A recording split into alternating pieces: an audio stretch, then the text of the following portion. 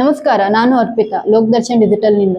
ಗೋಮಾತೆಗೆ ರಾಷ್ಟ್ರಮಾತೆ ಸ್ಥಾನವನ್ನ ನೀಡಬೇಕೆಂದು ಆಗ್ರಹಿಸಿ ಸಂಗ್ರಹಿಸಿದ 1,80,000 ಸಹಿಗಳ ಮನವಿ ಜಿಲ್ಲಾಧಿಕಾರಿಗಳ ಮೂಲಕ ಸರ್ಕಾರಕ್ಕೆ ಸಲ್ಲಿಸಲಾಗಿದೆ. ಸರ್ಕಾರಕ್ಕೆ ಜಿಲ್ಲಾಧಿಕಾರಿಗಳ ಮೂಲಕ ಒಂದು ಮನವಿ ಸಲ್ಲಿಸುವುದೇನೆಂದರೆ, ನಾವೀಗಾಗಲೇ 1,80,000 ಸಹಿ ಸಂಗ್ರಹದ ಮೂಲಕ ಮೊದಲೇ ಅಭಿಯಾನದೊಳಗ ಕೋಟಿಗಟ್ಟಲೆ ಸಹಿ ಸಂಗ್ರಹ ಮಾಡಿ ನಾವು ಮುಟ್ಸೇವಿ. ಎರಡನೇ ಹಂತದ ಈ ಅಭಿಯಾನದೊಳಗೆ ನಾವು ಜಿಲ್ಲಾವಾರು ಕಾರ್ಯವನ್ನು ಹಮ್ಮಿಕೊಂಡು ಈ ಗೋ ಸಮ್ಮಾನ್ ಸಂಸ್ಥೆಯ ಮೂಲಕ ನಾವು ಸರ್ಕಾರಕ್ಕಾಗ್ಲಿ, ಪ್ರಧಾನಮಂತ್ರಿಗಾಗ್ಲಿ, ರಾಜ್ಯಪಾಲರಿಗಾಗ್ಲಿ ಮತ್ತು ರಾಜ್ಯದ ಮುಖ್ಯಮಂತ್ರಿಯಲ್ಲಿ ಒಂದು ಮನವಿ ಸಲ್ಲಿಸುವುದೇನೆಂದ್ರೆ, ಗೋಮಾತೆ ಅತ್ಯಂತ ಶ್ರೇಷ್ಠವಾದದ್ದು. ಅದಿದ್ರ ಇಡೀ ಮನುಕುಲ, ಜೀವಕುಲ ಉಳಿತೈತಿ ಅನ್ನುವಂತ ಎಲ್ಲ ಸಂಶೋಧನೆಯಿಂದ ಸಿದ್ಧ ಆಗಿದ್ದರಿಂದ ಅದರ ಉಳಿವಿಗಾಗಿ ನಾವು ಸರ್ಕಾರಕ್ಕೆ ವಿನಂತಿ ಮಾಡ್ಕೋದೇನಂದ್ರೆ, ಗೋಮಾತೆಯನ್ನು ರಾಷ್ಟ್ರ ಮಾತೆಯನ್ನಾಗಿ ಘೋಷಣೆ ಮಾಡ್ರಿ. ಇದು ನಮ್ದು ಎರಡನೇ ಹಂತ.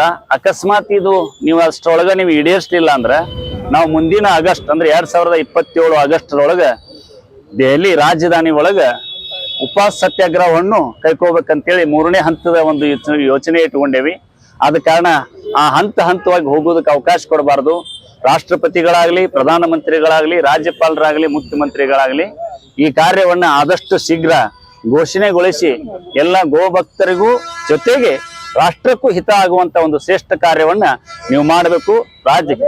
ಕೇಂದ್ರ ಸರ್ಕಾರ ತನ್ನ ಪ್ರಣಾಳಿಕೆಯೊಳಗೂ ಘೋಷಣೆ ಮಾಡ್ಯದ, ನಾವು ಗೋಮಾತೆಯನ್ನು ರಾಷ್ಟ್ರ ಮಾತೆಯಾಗಿ ಘೋಷಣೆ ಮಾಡ್ತೀವಿ ಅಂತೇಳಿ. ಆ ಪ್ರಣಾಳಿಕೆ ಹೇಳಿದ ಪ್ರಕಾರ ಅದು ಘೋಷಣೆ ಮಾಡಬೇಕು ಅಂತ ಒಂದು ಕಾರ್ಯವನ್ನ ತಾವು ಆದಷ್ಟು ಶೀಘ್ರ ಮಾಡ್ತೀರಿ. ಮುಂದಿನ ಉಪವಾಸ ಸತ್ಯಾಗ್ರಹಕ್ಕೆ ಅವಕಾಶ ಕೊಡೋದಿಲ್ಲ ಅಂತ ಹೇಳಿ ನಮ್ಮ ಮನದಾಸೆ ಇದೆ.